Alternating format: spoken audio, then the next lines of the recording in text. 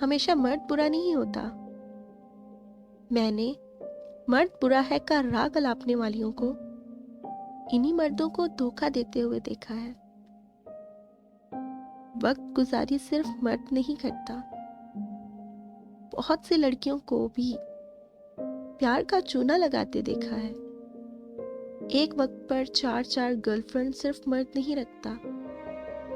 अक्सर लड़कियों को भी मैंने एक वक्त पे 10-10 मर्दों से प्यार की पींगे बढ़ाते देखा है। हम सेही तौर पर बीमार लोग हैं जो सबको एक ही तराजू में तोलते हैं। पाक दामन होने के लिए मर्द औरत की कोई तफरीक नहीं।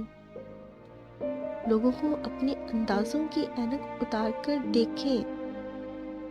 खुदारा किसी एक की वजह से सबको जज करना छोड़े। मैं मर्दों के हक में बोल रही हूँ क्योंकि वो भी इंसान होते हैं, एक दिल रखने वाला इंसान। और हर मर्द वहशी नहीं होता, कुछ मुहाफिज भी होते हैं।